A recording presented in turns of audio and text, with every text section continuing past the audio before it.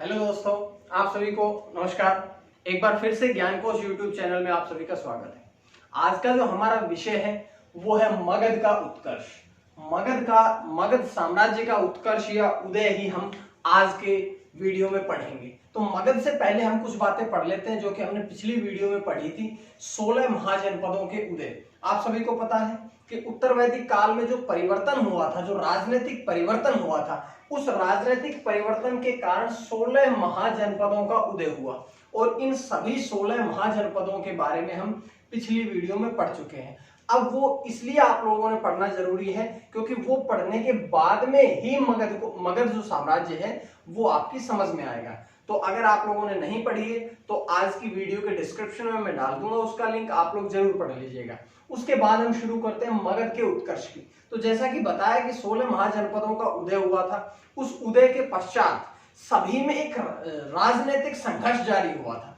सभी 16 के 16 महाजनपद जो चाहते थे वो अपने साम्राज्य का विस्तार चाहते थे, वो सभी के सभी 16 के 16 महाजनपद अपने राज्य को बढ़ाना चाहते थे। लेकिन इसी संघर्ष के दौर में इन्हीं 16 में से एक मगध सबसे शक्तिशाली बना, सबसे ज्यादा शक्तिशाली होने के बाद वो सबसे ज्यादा उभर के सामने आया था। तो हम आज इसी मगध पे चर्चा करेंगे। तो मगध जो राज्य था, सबसे पहले तो बात करते हैं कि मगध राज्य के उदय के कारण क्या क्या थे।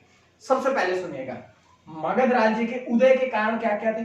पहला कारण है आर्थिक कारण, राजनीतिक कारण और भौगोलिक कारण।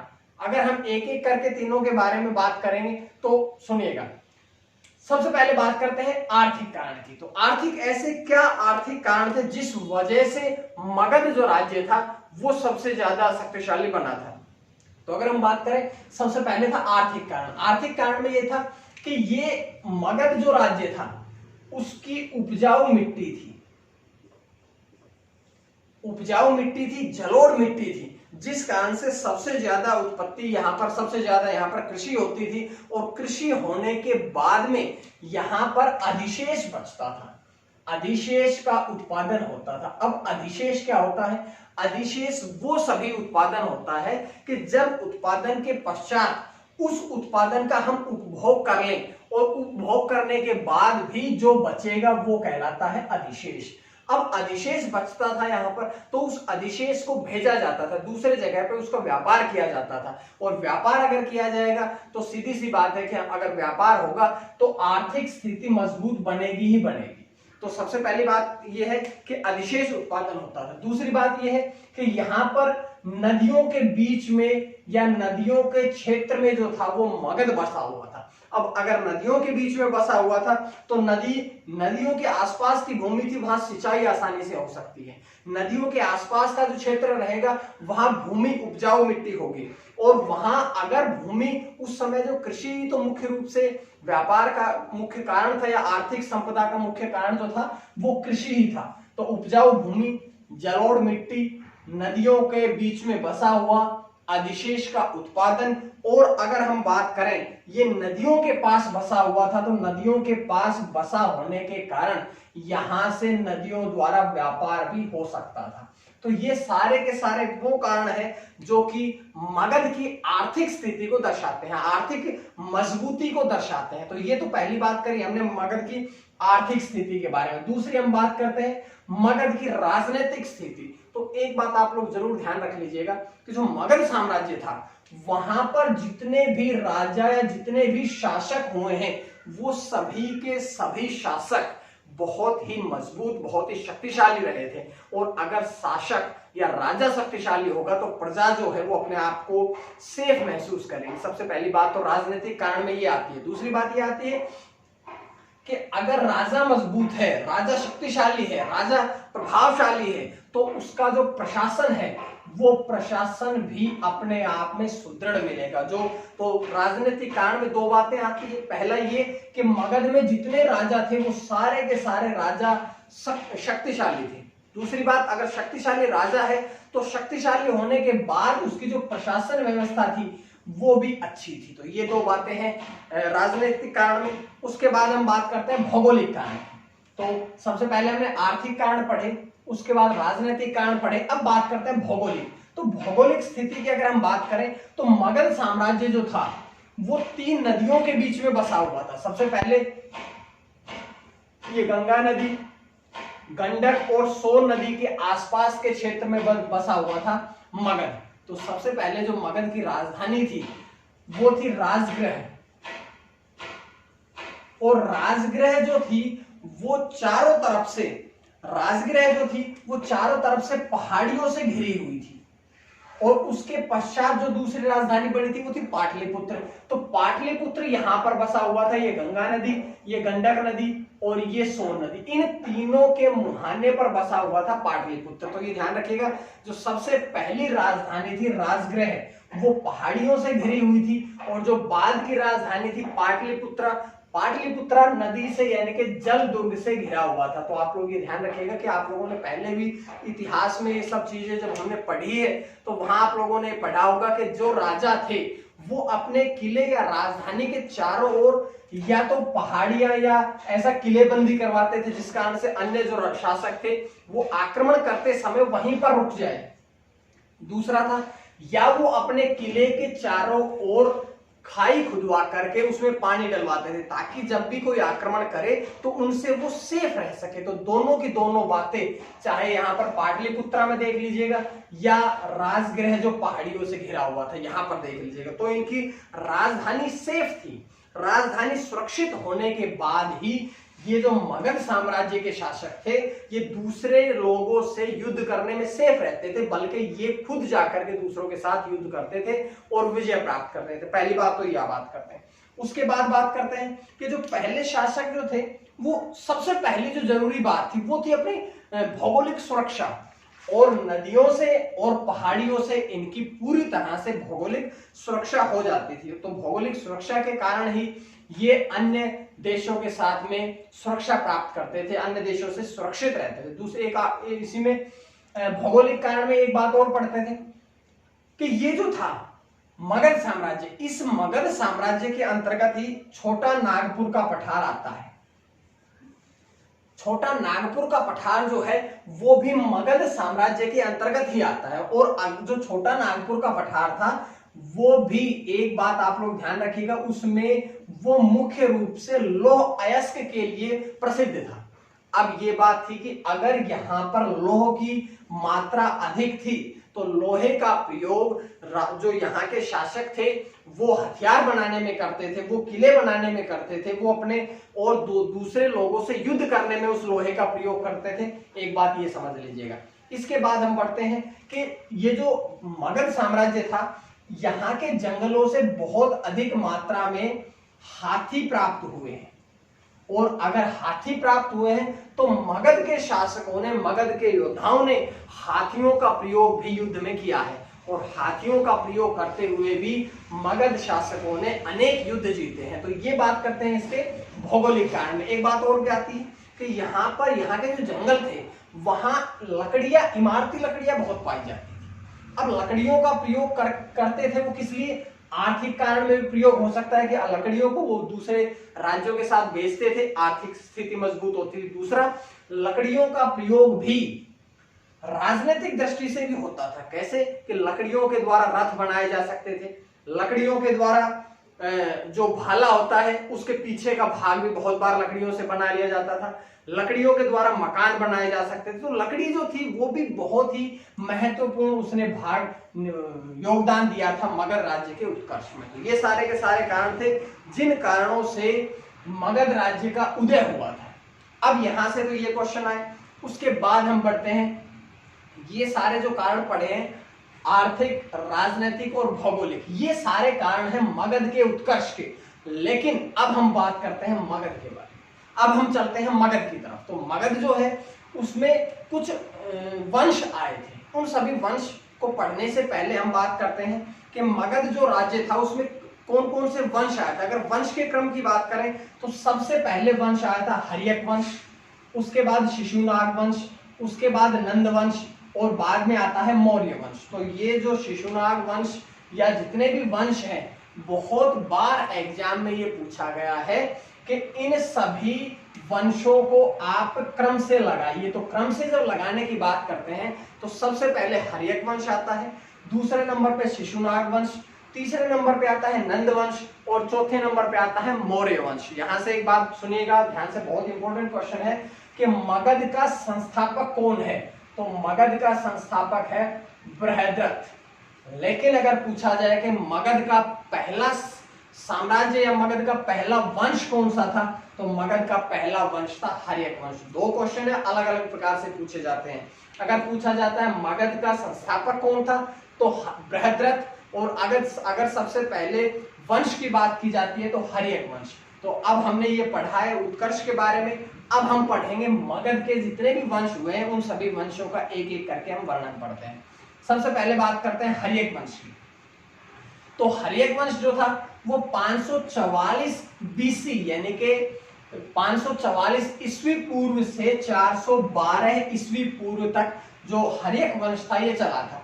इसके संस्थापक की बात करें तो ये था बिंबिसार। बिंबिसार जो था वो इस वंश का संस्थापक था। देखिए हर्यक वंश पहला वंश, उस वंश की स्थापना किसने करी तो बिंबिसार ने। अब देखो एक क्वेश्चन और आता है, यहाँ जो बिंबिसार है, बिंबिसार की तरह ही एक और नाम आता है बिंदुसार। तो आप लोगों ने ये समझ लेना है कि बिंबिसार अलग है और बिंदुसार अलग है। बिंबिसार जो है ये हर्यक वंश का संस्थापक है जिसने 544 ईस्वी पूर्व में हर्यक वंश की स्थापना की थी। लेकिन एक आता है बिंदुसार। बिंदुसार जो है वो मौर्य वंश में आएगा, और जब हम मौर्य वंश पढ़ेंगे तो हम बिंदुसार के बारे में भी चर्चा करेंगे। तब तक बिंदुसार को हम यहीं पे छोड़ देते हैं, तब तक हम बात करते हैं बिंबिसार की। तो बिंबिसार कौन था? बिंबिसार वह व्यक्ति था जिसने हर्यक वंश की स्थापना 544 ईस्वी पूर्व में की थी। अगर हम बात करें, एक और क्वेश्चन आता है कि बिंबिसार का अन्य नाम या उपनाम क्या था, तो बिंबिसार को श्रोणिक के नाम से भी जाना जाता है। तो बिंबिसार मगध साम्राज्य का संस्थापक था और इसका उपनाम या इसको अन्य नाम श्रोणिक के नाम से भी जाना जाता है। इसने राजगृह, बिंबिसार ने राजगृह या राजगृह को अपनी राजधानी बनाया, और राजगृह का ही दूसरा नाम है गिरिब्रज।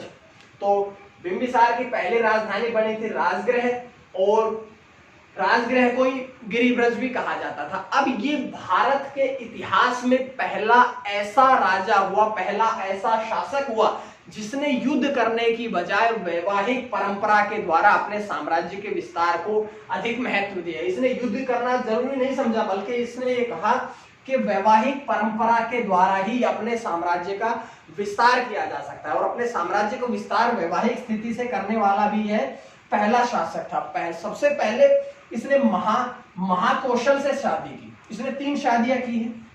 सबसे पहले महाकौशल से, जो कि कौशल नरेश की राजकुमारी थी, और दूसरी थी चेलना। चेलना जो थी वो वैशाली राजकुमारी थी, वैशाली के राजकुमार चेटक की पुत्री थी। तीसरी बात करते हैं क्षेमा।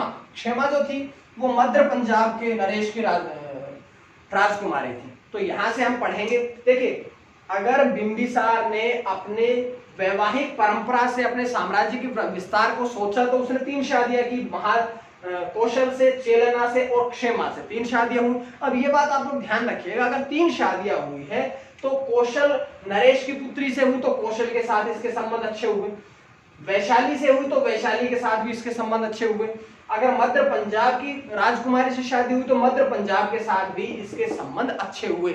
ये बात भी आप लोग ध्यान रखिएगा। और एक बहुत ही इंपॉर्टेंट क्वेश्चन आता है कि चेलना ने ही अजात शत्रु को जन्म दिया। अब अजात शत्रु कौन था?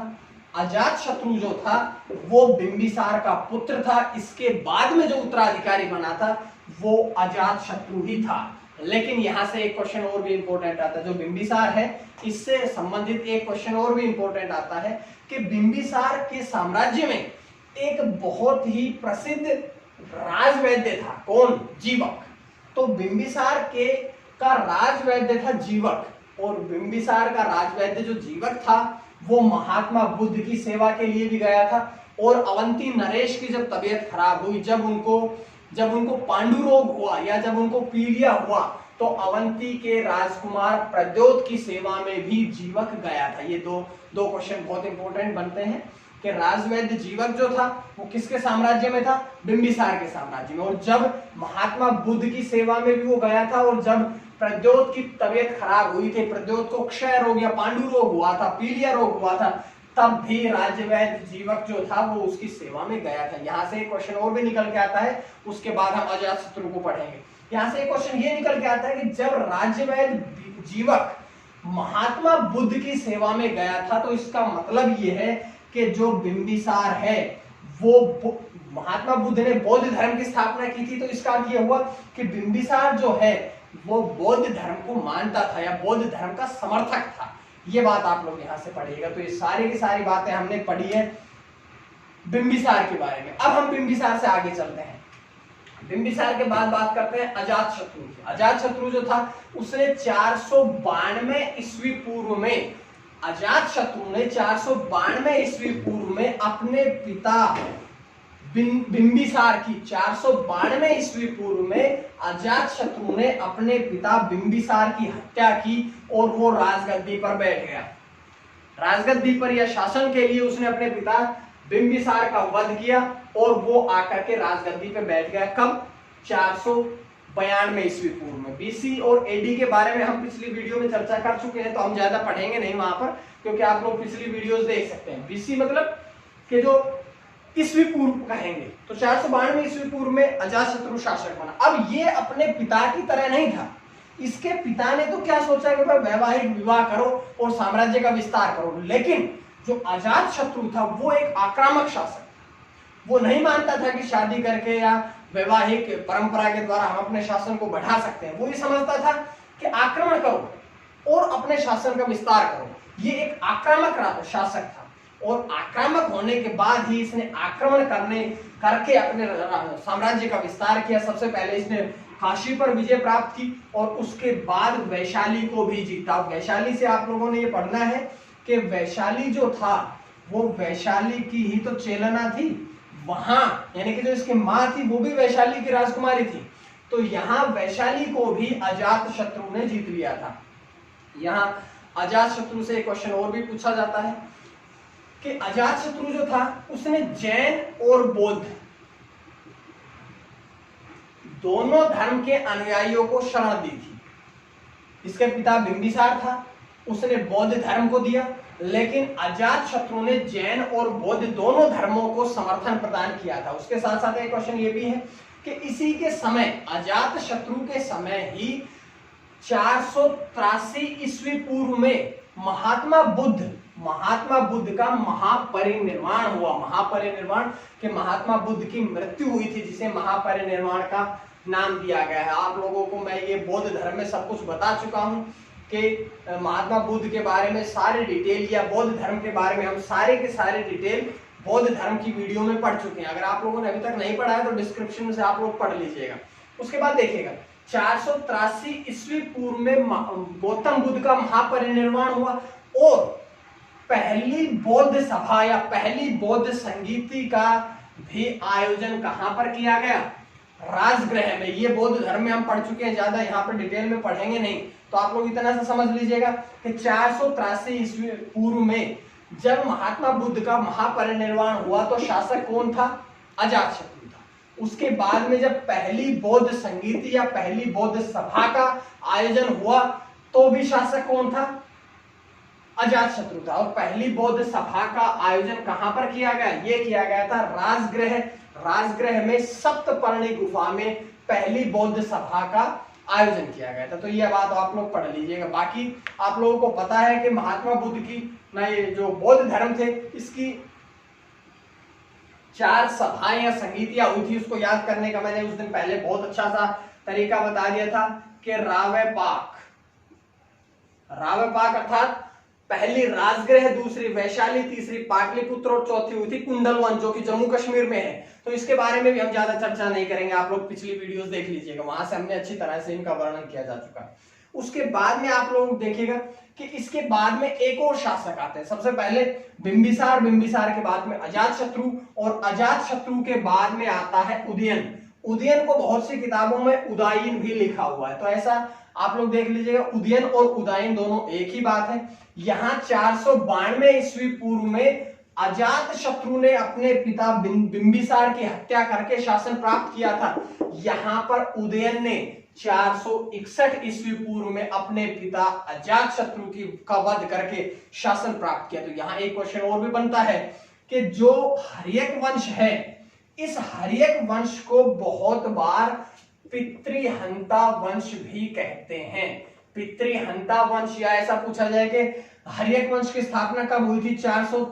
544 ईस्वी पूर्व में। तो अगर पूछ लिया जाए पितृहंता वंश की स्थापना कब हुई थी, तो पितृहंता वंश जो है वो भी हर्यक वंश को ही कहा जाता है। क्यों कहा जाता है? क्योंकि यहां पर देखिए, अजातशत्रु ने अपने पिता का वध करके राजा बना, यहां उदयन ने अपने पिता का वध करके राजा बना। इसीलिए एक जो राजा था वो अपने पिता का वध करके राजा बन रहा था, इसीलिए उसको हर्यक वंश के साथ साथ में पितृहंता वंश भी कहा गया। बहुत बार एग्जाम में पूछा गया ये क्वेश्चन। उसके बाद देखिएगा 461 ईस्वी पूर्व में उदयन ने अपने पिता का वध करके शासन प्राप्त किया। यहां से बहुत क्वेश्चन नहीं आते हैं, सिंपल सी क्वेश्चन आता है कि इसने अपनी राजधानी परिवर्तन किया। देखो, सबसे पहले बिंबिसार ने अपनी राजधानी कौन सी बनाई थी? राजगृह। लेकिन उदयन ने अपनी राजधानी राजगृह के स्थान पर क्या बनाई? पाटलिपुत्र। और पाटलिपुत्र कहां है? ये गंगा, गंडक और सोन नदी के तट पर है ये पाटलिपुत्र। तो पाटलिपुत्र में अपने राजधानी परिवर्तन किसने किया? उदयन ने किया था। उसके बाद में इससे ज्यादा क्वेश्चन नहीं आते हैं, सिंपल सा इतना सा ही पूछा जाता है। उसके बाद में पूछा जाता है कि जो ये हर्यक वंश था, इस हर्यक वंश का अंतिम शासक कौन था? तो हर्यक वंश का अंतिम शासक था उदयन का पुत्र नागदशक।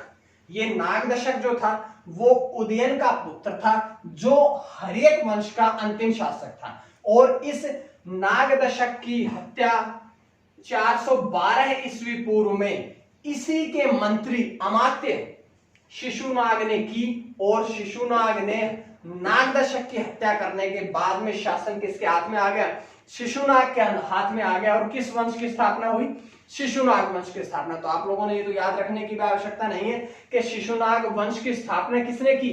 शिशुनाग वंश की स्थापना की शिशुनाग ने। ये शिशुनाग जो था ये पहले राजा नहीं था, बल्कि पहले ये राजा के अधीन कार्य करता था। अमात्य जो है वो एक पद का नाम है, वो एक मंत्री पद का नाम है। तो पहले ये जो था, ये नागदशक के शासन के समय में ही ये एक मंत्री पद पर था शिशुनाग, जिसने मौका पा करके, क्योंकि ये अपने पिता का वध कर रहे थे, इसने अपने राजा का वध किया और यहां पर इसने स्थापना कौन से वंश की कर दी? शिशुनाग वंश की। तो ये हर्यक वंश की समाप्ति और शुरुआत किसकी हुई? शिशुनाग वंश की। अब शिशुनाग वंश 412 में स्थापना हुई थी, जो कि 344 ईस्वी पूर्व तक चला था।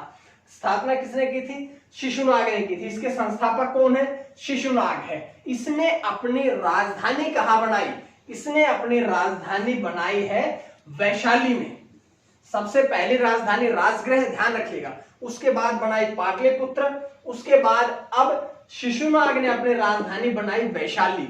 और वैशाली पर भी ध्यान रखिएगा कि वैशाली की राजकुमारी कौन थी? चेलना थी। उसके बाद इसने शिशुनाग ने अवंती पर भी विजय प्राप्त की। अब अवंती कौन है?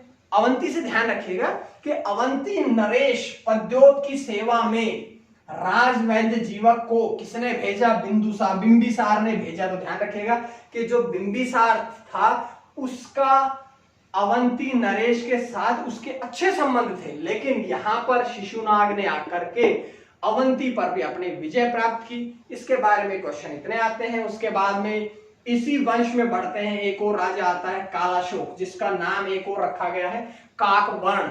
उसके बाद शिशुनाग वंश में ही एक और नए राजा आते हैं कालशोक, जिसने 394 ईस्वी पूर्व से 366 ईस्वी पूर्व तक शासन किया था। ध्यान रखिएगा, सबसे पहले शिशुनाग वंश की स्थापना की थी। शिशुनाग ने राजधानी बनाई वैशाली। मुख्य रूप से क्यों जाना जाता है? क्योंकि इसने अवंती पर विजय प्राप्त की थी। अवंती पर विजय प्राप्त करने के पश्चात इसकी मृत्यु हो गई थी और इसमें आगे बढ़ के एक शासक आता है कालाशोक। कालाशोक का नाम है काकवर्ण भी इसे कहते हैं, कालाशोक को। उसके बाद में 344 ईस्वी पूर्व से 366 ईस्वी पूर्व तक इसने शासन किया और इसने अपनी राजधानी, पहले वैशाली थी, लेकिन वैशाली से इसने अपनी राजधानी को दोबारा से कहां ले आया? दोबारा से ये ले आया पाटलिपुत्र में, जो कि पाटलिपुत्र सबसे पहले किसने बनाई थी? पाटलिपुत्र को सबसे पहले अपनी राजधानी बनाया था उदयन ने। यह बात आप लोग ध्यान दें कि हर चीज एक दूसरे से रिलेट करें, तो आप लोग इसी प्रकार से पढ़ें। सबसे पहली बौद्ध सभा का आयोजन किसके शासन में हुआ था? अजातशत्रु के शासन में। 483 ईस्वी पूर्व में बौद्ध महापरिनिर्वाण हुआ। उसके बाद में शक्तपर्णी गुफा, जो कि राजगृह में है, उस गुफा में ही पहली बौद्ध संगीति या पहली बौद्ध सभा का आयोजन हुआ। अब कालाशोक को क्यों याद रखा जाए, क्यों हम इसको याद करें? इसको हम इसलिए याद करेंगे कि एक तो इसने अपनी राजधानी जो थी वो दोबारा से पाटलिपुत्रा कर दी, और उसके बाद में जो दूसरी बौद्ध सभा हुई थी, कहां पर हुई थी? वैशाली। अभी एक आप लोगों को शॉर्ट ट्रिक दी थी, रावे पाक, राजगृह, वैशाली, पाटलिपुत्र, कुंडलवन, ये आप लोग याद रखिएगा। तो दूसरी बौद्ध सभा का आयोजन कहां पर हुआ? वैशाली में हुआ था। और उसके पश्चात किसके समय में हुआ था? तो कालाशोक उस समय राजा था, शासन था उस समय। उसके बाद में अपने राज्य में घूमते समय इनकी हत्या किसी ने छुरा घोंप कर दी और ये मर गए वहीं पे। उसके बाद में अगर हम शिशुनाग वंश की बात करें तो शिशुनाग वंश का अंतिम शासक कौन था? शिशुनाग वंश का अंतिम शासक था महानंदिन, या महानंदिन का ही एक और नाम है नंदीवर्धन। ये शिशुनाग वंश का अंतिम शासक है। तो ये बातें थी अभी तक की। सबसे पहले हमने दो बातें पढ़ी है। तो इस प्रकार से शिशुनाग वंश के अंतिम शासक नंदवर्धन की मृत्यु के बाद में नए वंश की स्थापना हुई, जिसका नाम है नंदवंश। नंदवंश से बहुत इंपॉर्टेंट क्वेश्चन आते हैं कि नंदवंश की स्थापना किसने की? तो नंदवंश की स्थापना की थी, संस्थापक थे महापद्मनंद। और ध्यान रखिएगा इस बात का कि अभी तक के मगध में जितने भी शासक हुए हैं उन सभी में सबसे जो शक्तिशाली था वो महापद्मनंद था। सबसे महत्वपूर्ण और सबसे शक्तिशाली जो शासक रहा है अभी तक का वो रहा है महापद्मनंद। महापद्मनंद ने एकराट की उपाधि धारण की। एकराट जो है वो राजा जो होते थे प्राचीन समय में, वो अपनी शक्तियों को दर्शाने के लिए, अपने प्रतिष्ठा को बढ़ाने के लिए कुछ उपाधियां धारण करते थे। तो भारत के इतिहास में एकराट की पहली उपाधि धारण की थी किसने? महापद्मनंद ने। महापद्मनंद ने नंदवंश की स्थापना के बाद में एकराट की उपाधि धारण की, और एकराट की उपाधि धारण करने के पश्चात ये जो था महापद्मनंद, ये एक शूद्र दासी का पुत्र था। और ये शूद्र दासी के पुत्र होने के बाद भी इसने यहां नंदवंश में अपना साम्राज्य स्थापित किया, एकराट की उपाधि धारण की। और हमारे जो पुराण हैं, हमारे जो प्राचीनतम पुराण हैं, उन पुराणों में महापद्मनंद को ही भगवान परशुराम का अवतार कहा गया है। भगवान परशुराम के अवतार के रूप में कौन माने गए हैं? महापद्मनंद माने गए हैं। इन्होंने कलिंग पर आक्रमण किया। कलिंग जो है वो वर्तमान में उड़ीसा का क्षेत्र है। वर्तमान में उड़ीसा के क्षेत्र में आता है कलिंग। तो महापद्मनंद ने कलिंग पर आक्रमण किया, और आक्रमण के पश्चात एक बहुत महत्वपूर्ण क्वेश्चन बनता है कि एक जीनसेन की मूर्ति, जीनसेन जो है वो जैन धर्म से संबंध रखते हैं। तो जीनसेन की मूर्ति जो थी, उस मूर्ति को कलिंग से उठा करके कहां पर लाया? वो मगध में लाया। तो ध्यान रखिएगा, महापद्मनंद सबसे शक्तिशाली, महापुराणों में परशुराम कहा गया है, एकराट की उपाधि धारण की, कलिंग आक्रमण किया, और कलिंग आक्रमण से जीनसेन की जैन मूर्ति को उठा करके कहां पे लाए? मगध में लाए। और इन्होंने मगध में, कलिंग में, और जो जितना भी उड़ीसा क्षेत्र है वर्तमान, उस क्षेत्र में नहरों का भी निर्माण कराया। और नहरों का निर्माण कराया, ये बात हमें कहां से पता चलती है? तो ये बातें हमें पता चलती है कलिंग की जो हाथी गुफा है, उस कलिंग की हाथी गुफा से हमें ये ज्ञात होता है कि नहरों का निर्माण किसने कराया था? महापद्मनंद ने। तो नंदवंश का संस्थापक महापद्मनंद था। उसके बाद एक बहुत इंपॉर्टेंट आता है लास्ट में कि इस नंदवंश का अंतिम शासक कौन था? तो नंदवंश का अंतिम शासक जो था वो घनानंद था। घनानंद जो था वो बहुत ही क्रूर शासक था, बहुत ही निर्दयी शासक था, और इसने अपने शासन में एक कठोर शासन व्यवस्था बना रखी थी। बहुत अधिक नियमों को बना रखा था, और अधिक नियम होंगे तो जनता परेशान थी। जनता जो थी वो घनानंद से बहुत परेशान थी, क्योंकि एक तो बात ये क्रूर था, दूसरी बात कि इसने शासन में इतने ज्यादा कठोर नियम बना दिए थे कि हर व्यक्ति उसका पालन नहीं कर पा रहा था, तो पूरी जनता परेशान थी घनानंद से। और घनानंद से नाम आते ही दिमाग में आपके एक बात और आनी चाहिए कि घनानंद से ही एक और नाम आता है यार, चाणक्य, कौटिल्य। और चाणक्य कौन था?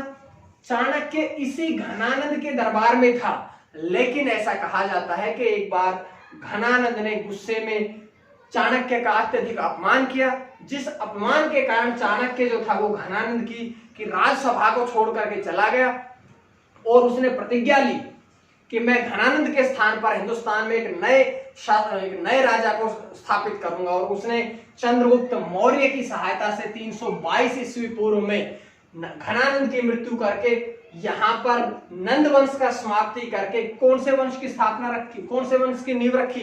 तो मौर्य वंश की नींव रखी। और मौर्य वंश यहाँ समय तक आते आते सिकंदर ने भी आक्रमण किए, उसके बाद मौर्य साम्राज्य आता है। तो ये सारी की सारी बातें हम अगली वीडियो में पढ़ेंगे। आज के लिए इतना ही है। अगली वीडियो में हम पूरा का पूरा मौर्य साम्राज्य, सिकंदर, ये सब ऐसे ऐसे एक एक पढ़ते चलेंगे। आज की वीडियो में इतना ही पढ़ेंगे। मगध का उत्कर्ष और कुछ महत्वपूर्ण हर्यक वंश, शिशुनाग वंश, नंद वंश तक पढ़ के अगली वीडियो में हम मौर्य साम्राज्य पढ़ेंगे। उम्मीद है आप लोगों को वीडियो पसंद आई होगी। दोबारा से रिवाइज करके पढ़ लीजिएगा, नोट्स बना लीजिएगा और इसके डिस्क्रिप्शन में आपको पिछले टॉपिक जरूर मिलेंगे, वो रिवाइज कर लीजिएगा। अगर कोई टॉपिक छूट जाता है तो एक करके उसको पढ़ लीजिएगा। आज के लिए इतना ही। माँ सरस्वती की कृपा आप सभी पर बनी रहे। आप सभी का बहुत बहुत धन्यवाद।